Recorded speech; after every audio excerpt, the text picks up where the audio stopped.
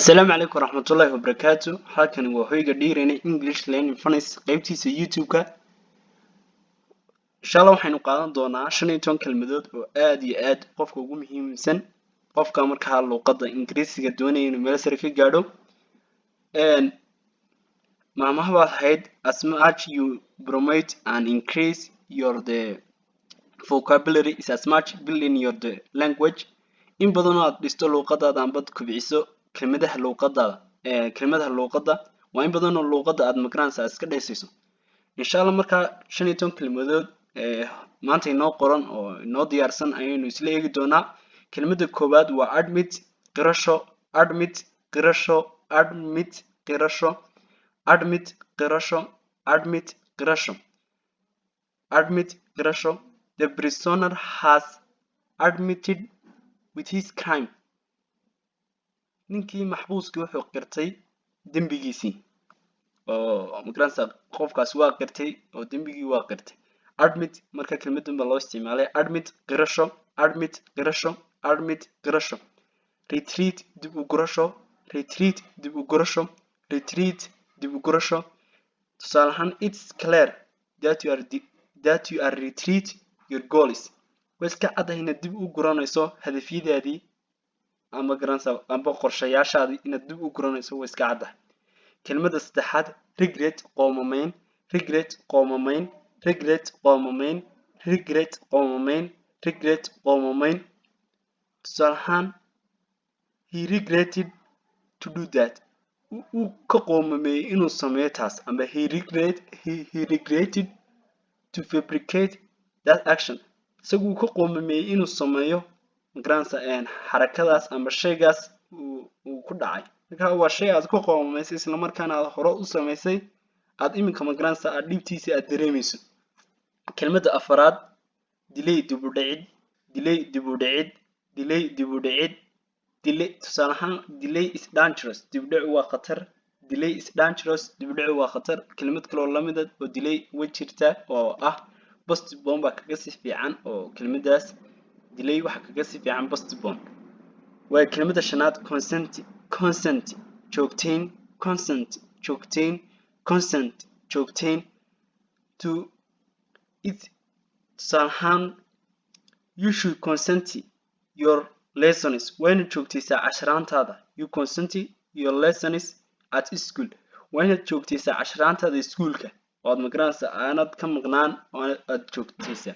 kelmadda lixaad expect, rajayn, expect, rajayn waa shay aad rajaynayso mustaqbal ahaaneed oo iminka maqranaysaa aad sii qorshaysanayso. expect, rajayn. tusaale ahaan I'm expecting to be businessman in future. waxaan rajaynayaa amba aan maqranaysaa aan sii xayndaabanaya aan sii rajaynayaa inaan noqdo ganacsade weyn. expect, rajayn weeye marka. kelmadda toddobaad waa confines, qancin, confines, qancin, confines, qancin, confines, qancin. the confines of human being, the confines of human being is reason that didn't reach. qancitaanka bini aadamku waa ujeedo aan la gaadhin amba hadaf aan la gaadhin weeyaan. confines, qancin. amba tusaale ahaan you should confines before not you confines with him. waa inaad aniga qancisa ka hor intaan isaga qancin.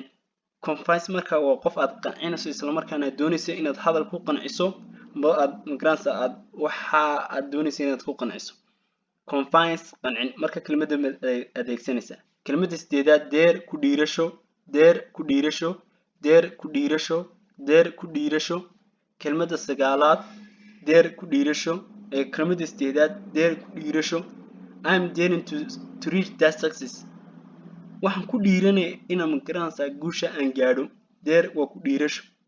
kelmadda sagaalaad sweep, xaadhid, sweep, xaadhid, sweep, xaadhid.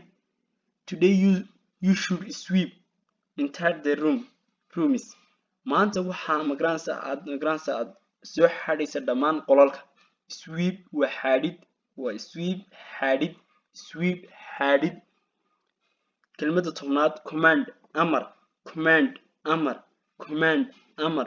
tusaale ahaan the teacher commanded with his student to write lessons at constantly macalinku wuxuu amray in ardaygiisa macalinku wuxuu amray ardaygiisa inuu qoro casharka si joogta marka command waa amar command amar command amar kelmadda koobitoonaad biir u dulqaadasho biir u dulqaadasho biir u dulqaadasho waxaanu soo dhignay kelmad ahayd I can't bear to wait a long time uma dulqaadan karo inay sugo waqti dheer waa sidaas oo kale magaranaysa I can't bear to wait a long time uma dulqaadan karo inaan sugo waqti dheer I can't bear to talk with you uma dulqaadan karo inaan adiga kula hadlo because I am sick today maxaa yeelay anu maanta waxaan ahay qof xanuunsanaya oo xanuun dareemaya marka beer waxa la micnaa kelmado kale oo ay ka mid tahay tolerate iyo waxay indulgency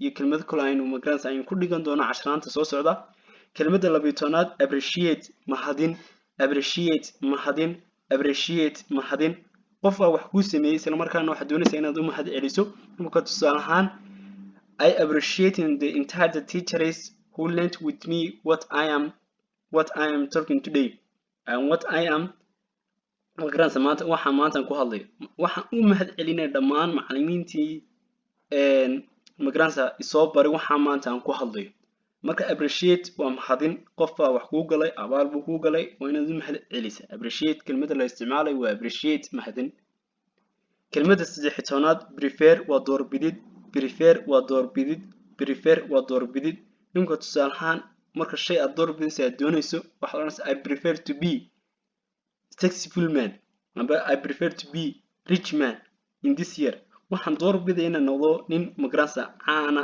nin magaranaysa taajir sanadkan marka prefer waa doorbidid prefer waa doorbidid kelmadda 14aad recall xasuusin recall xasuusin recall xasuusin ninka qof baad dhacday aad xasuusinaysaa waxaan leedahay let I recall you the day that you are stumbled on the roof aan ku xasuusiyo maalintii aad ku dul kuftay saqafka maantaas aan ku xasuusiyo marka let I recall with you the day that you are stumbled on the roof aan ku xasuusiyo maalintii aad ku dul kuftay saqafka waa wax shay aad xasuusinayso amba dhacday aad qof xasuusinayso kelmadda 15aad avoid ka fogaansho avoid ka fogaansho avoid ka fogaansho amba iska marin you should to avoid with me what I am talking with you waanad iska indhatir waanad iga fogaataa amba iska indhatirtaa waxa maanta kula hadlay